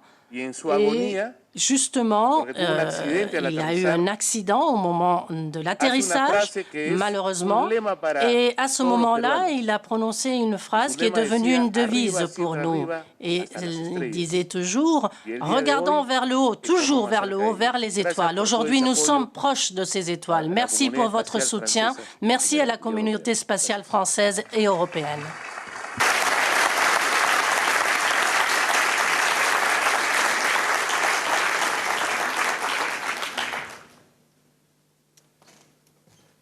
Hello, my name is Luc Vincent. I'm an Eng director at Google. Bonjour, je m'appelle Luc Vincent. Luc Vincent, je suis responsable pour Google de l'imagerie. Depuis 2014, avec l'équipe de cette entreprise que nous avons acquis, qui a des racines à l'université de Stanford. Donc moi, je suis un peu à nouveau dans l'industrie spatiale, mais je crois que quand je vois un moment historique, je suis capable de le reconnaître. Et ce soir, c'est vraiment un lancement historique. Non seulement s'est-il déroulé sans encombre, de façon tout à fait parfaite, et d'ailleurs, nous avons confirmation que nous avons communiqué avec les 4 satellites SkySat. Ils sont sur la bonne orbite. Je crois aussi que c'est la première fois que 5 satellites submétriques ont été lancés en une seule fois. Ça aussi, c'est un événement historique. Donc félicitations à tous ceux d'entre vous qui ont rendu tout cela possible. Évidemment, sans une équipe d'individus et de partenaires formidables, de centaines de personnes, cela n'aurait été pas possible. Je vais en remercier quelques-uns. D'abord, Avio, pour avoir construit ce lanceur fantastique. C'est le 7e. Go Vega. Je voudrais aussi remercier SSL, notre partenaire, constructeur. C'est la première fois aussi que des satellites à haute résolution ont été produits sur une ligne de production plutôt qu'individuellement, donc ça c'était formidable. Arianespace, évidemment, c'est un partenaire formidable pour nous. Comme Stéphane Israël l'a dit plus tôt, vous avez vraiment une fiabilité exceptionnelle et c'est vraiment un plaisir de travailler avec vous. Et enfin, je voudrais bien sûr remercier les équipes de Terabella qui sont incroyablement créatifs dans la conception de ces satellites. Ils ont vraiment mis tout leur cœur, toute leur âme dans ce projet. Et ça a été super difficile d'arriver à ce résultat, mais ça a été rendu possible par le travail de ces équipes. Ça fait à peu près 12 ans que je travaille pour Google. J'ai participé à l'organisation des informations géographiques, en particulier à partir de l'imagerie satellite. Nous sommes responsables des images capturées par les voitures avec Google Street View, avec des avions, des satellites et aussi des individus. Et maintenant, avec ces 4 satellites supplémentaires, qui nous donne une constellation de 7 satellites, c'est un progrès significatif dans la cartographie de la planète que nous réalisons. Donc je crois que nous avons maintenant la plus grande constellation de satellites à haute résolution du monde, ce qui nous permettra de revenir jour après jour dans les mêmes endroits. Nous pouvons photographier ces endroits au quotidien, voire même plus souvent quand nous n'aurons plus de satellites. Ce sera unique. Je crois que ça annonce de grandes innovations produits dans les années à venir. Et je vais maintenant passer la parole à mon ami de chez Space Systems Loral. Merci beaucoup.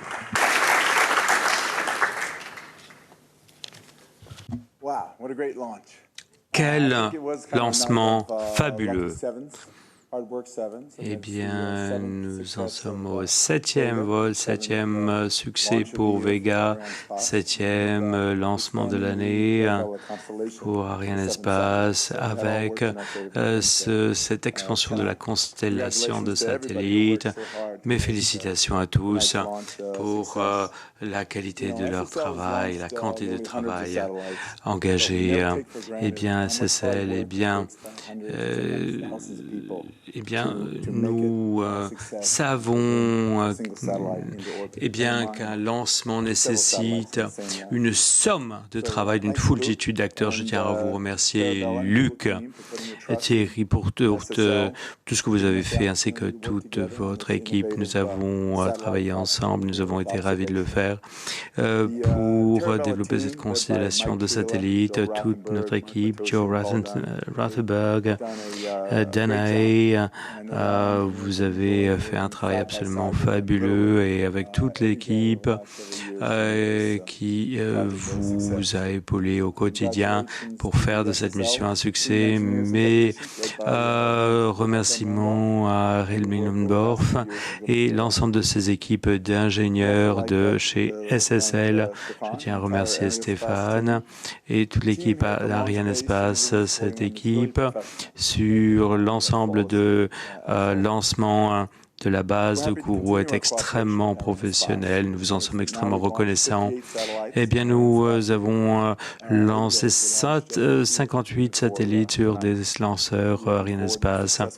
Eh bien, c'est une nouvelle réussite qui gêne notre parcours, et nous attendons avec impatience de poursuivre les lancements pour un lancement Ariane 5 très prochainement notamment. Et mes félicitations également vont à Perusat, première satellite pour votre pays. C'est un moment historique de toute évidence pour vous. Nous sommes ravis d'avoir partagé cet événement avec vous ce soir. Et chez SSL, on dit bien, nous sommes engagés à construire des systèmes satellites pour améliorer l'expérience des hommes de cette planète. Eh bien, c'est ce que nous avons fait ce soir. Merci beaucoup à tous pour votre soutien, votre confiance. J'attends avec impatience d'autres lancements à venir et l'expansion, le développement de cette constellation. Merci beaucoup. Bonsoir. Alors, c'est une chronologie parfaite et parfaitement maîtrisée avec les équipes. Là, on a vécu quelque chose d'extraordinaire ce soir. Un superbe lancement avec un lanceur parfait de conception à la fois fiable, simple. C'est Vega. On sait que ce lanceur marche bien et démontre toute la fiabilité qu'apporte la propulsion solide, qui est maîtrisée en Europe. Et tout à l'heure, je parlais effectivement de ce qu'on a fait là la semaine dernière, le tir Arta, ce lancement. Ça démontre effectivement une parfaite maîtrise et les avancées dans ce domaine en Europe. Alors, je voulais d'abord féliciter l'industrie européenne de la propulsion solide, Monsieur Renzo d'Avio, Europropulsion, Regulus, qui sont présents ici. Bravo, bravo, parce que ça donne des capacités, des possibilités inouïes pour le développement de l'activité spatiale. Je voulais aussi féliciter l'Agence spatiale européenne, au travers de sa direction des lanceurs, Arianespace, qui a su maîtriser ce lancement parfaitement, comme à l'habitude, j'allais dire comme à la parade. Et puis le CNES, sa direction des lanceurs, qui certifie ces lancements. Donc bravo pour toute cette mise en musique avec les équipes du CSG. Les équipes du CSG, où il y a le CNES, il y a Arianespace, il y a l'ESA, mais aussi les industriels du CLG. Donc, félicitations à tous pour la réussite de ce lancement. Mais aussi félicitations aux clients d'Arianespace.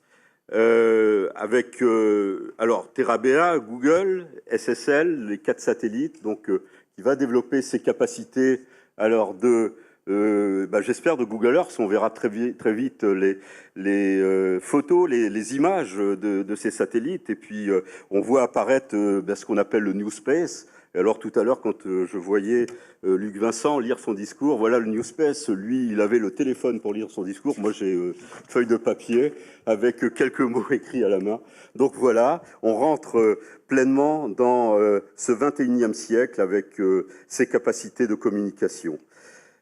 Bravo aussi à Airbus et félicitations à Airbus, à la CONIDAL au Pérou qui développe son satellite d'observation de la Terre, qui a un centre d'imagerie. Alors j'ai été épaté par ce qui a été montré.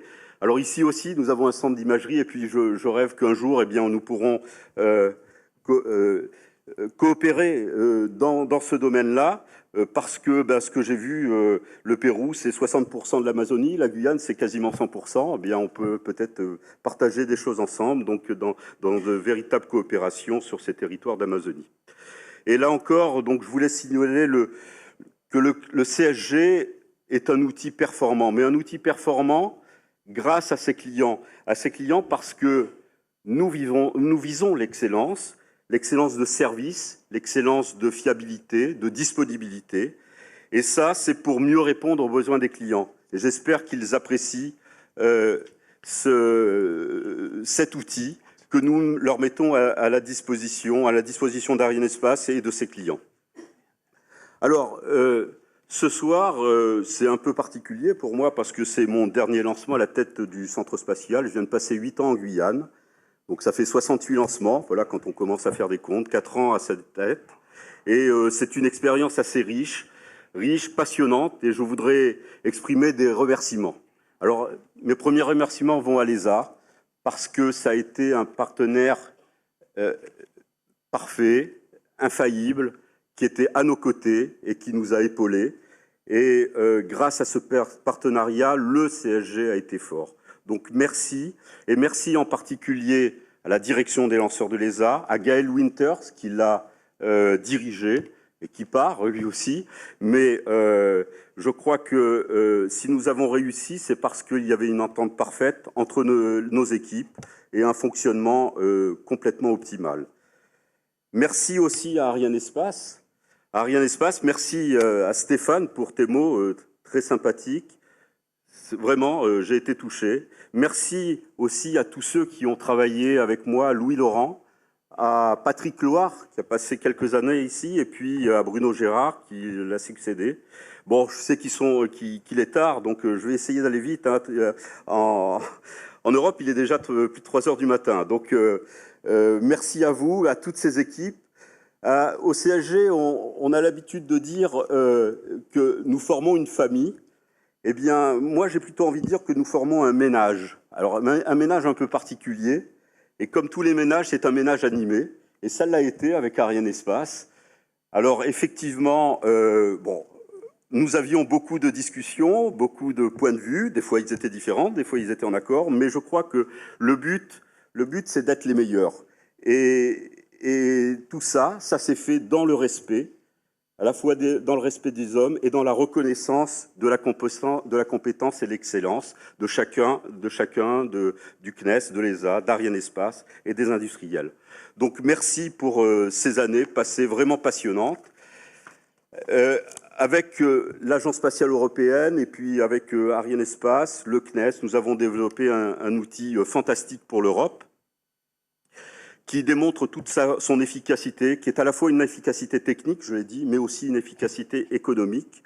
Et nous le montrons à chaque lancement, et puis nous progresserons. Et tout cela se fait avec une seule équipe, l'équipe du CSG.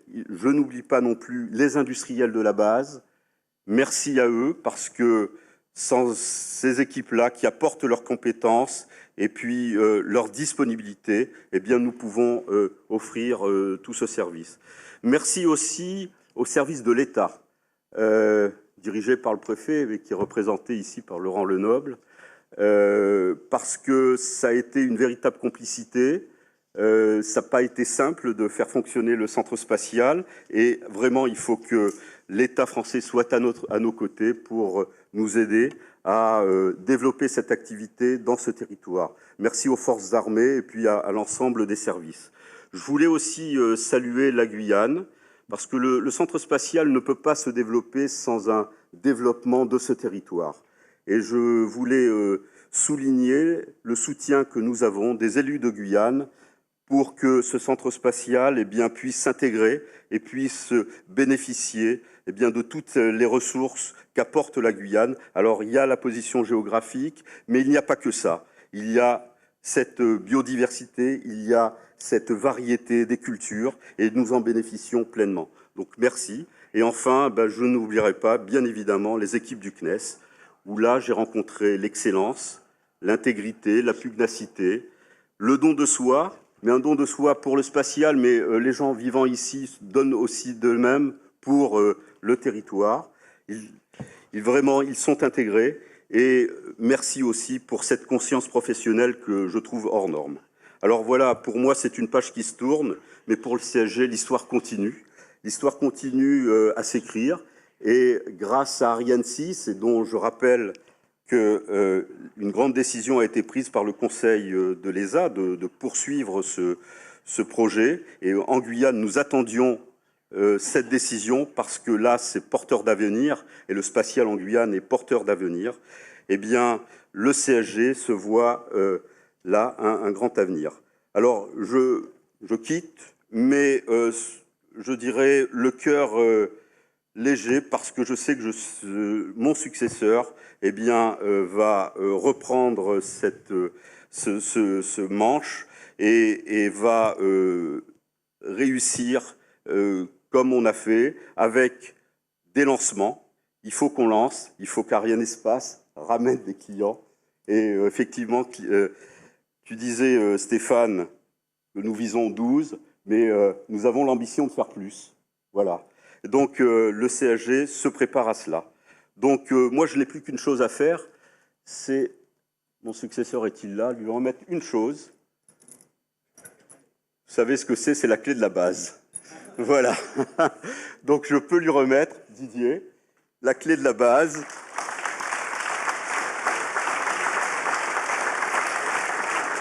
Et je t'assure que ça ouvre toutes les portes,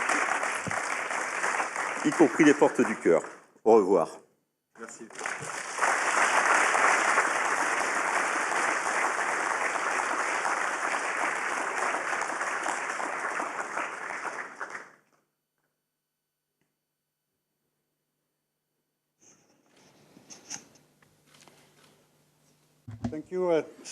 Merci Stéphane de ces propos qu'il est bon d'entendre, qu'il est agréable d'entendre. Mesdames et messieurs, la meilleure des choses que vous pouvez faire lorsque vous serez à Paris, lorsque vous essayez de résoudre les problèmes avec les États membres, lorsque vous serez au Conseil en Conseil de ministres, lorsque vous serez en Conseil d'administration et que vous négocierez les budgets, la meilleure des choses que vous pouvez faire, c'est de venir à Kourou au CSG, car vous verrez ce qui se passe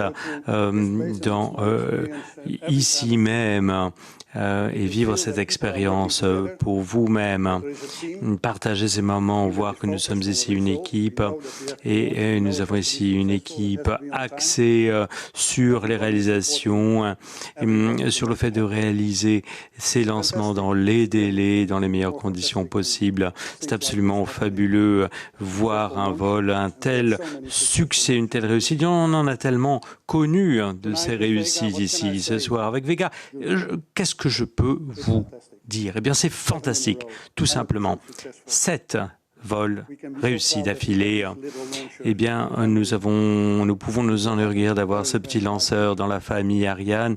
C'est absolument fabuleux. Un avenir brillant, un avenir souriant pour le CSG. Bien évidemment, tout dépend de pouvoir travailler en coopération, travailler à Paris également. Nous travaillons en équipe.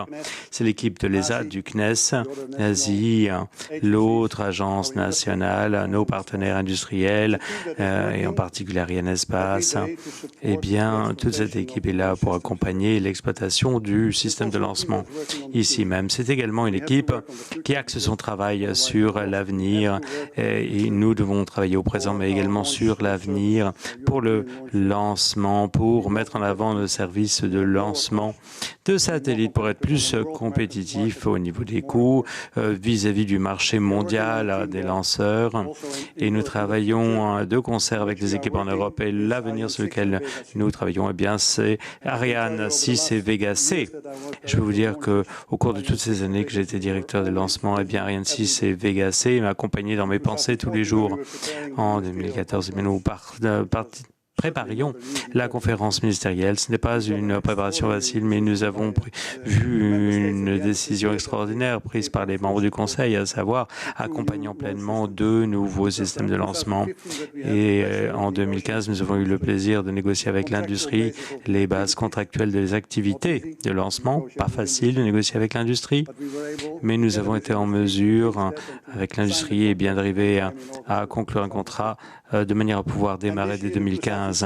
Et nous en sommes ici en 2016 avec un passage en revue absolument extraordinaire pour Ariane Espace, avec un cahier des charges très complet, des mois et des mois de travail pour de nombreuses personnes. Et cette semaine, jeudi, le Conseil a décidé que ce rapport était la base permettant de continuer le programme, de poursuivre le programme Ariane 6 et bien évidemment le programme Vega C par la suite. Et ceci est une grande décision qui rend possible nos activités et la mise en valeur du rôle de l'Europe dans le secteur du lancement. Mesdames et messieurs, j'ai été ravi de travailler à ces projets, parfois difficiles, des moments sont parfois difficiles, mais travailler avec l'ensemble de l'équipe, nous sommes ici à la pointe des activités de développement de nouveaux systèmes de lanceurs. Et cette équipe, c'est l'équipe de l'ESA, du CNES, de l'Ariane Espace, d'Asie, de nos partenaires industriels.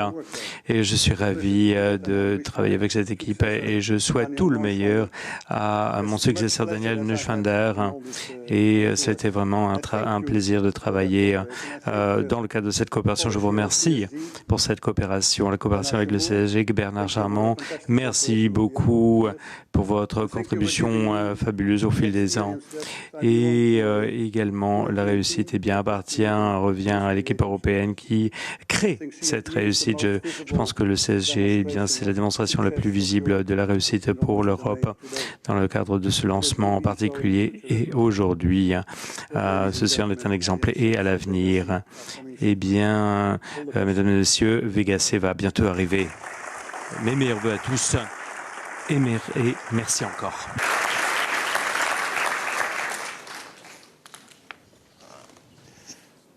Dear customers, alors, chers clients, pour nous, c'est une soirée très particulière.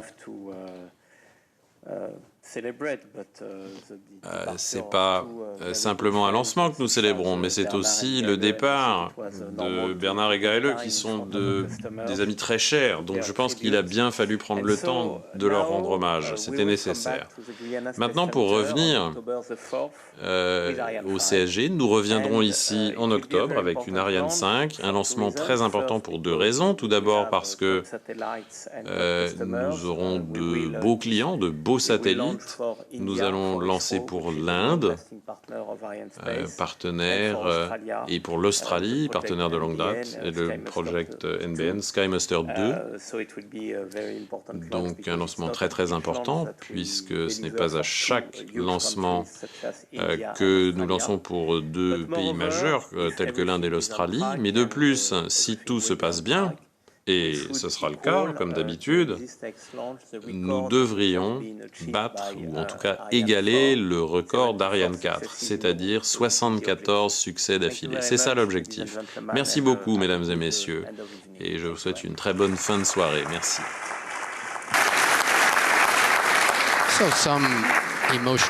Voilà, quelques moments d'émotion. Le départ de Bernard Chemoul et de Gaël Winters. Alors, est-ce que vous avez trouvé la réponse au quiz, la masse totale des satellites lancés? 7,3 tonnes. Voilà, donc je ne vais pas vous les lister tous, mais c'était 7,3 tonnes au total. Alors, si vous avez trouvé la solution, bravo! On va vous passer une dernière diffusion, rediffusion des images du lancement. Et comme on vous l'a dit, nous serons ici de toute façon de retour, comme Stéphane Israël vous l'a dit, en octobre. Et voilà, donc pour vous le rappeler, la grande nouvelle de la soirée, 7e mission de l'année, 7e mission Vega réussie d'affilée. Et voilà, félicitations à tous ceux qui ont participé à ces événements. Prochain vol, donc, le 4 octobre, nous serons ici, fidèles au poste, et nous espérons vous retrouver. Alors, au nom de toute l'équipe du CSG, merci à tous de nous avoir écoutés. J'espère que ça vous a plu, et nous nous réjouissons de vous retrouver très bientôt. Au revoir tout le monde!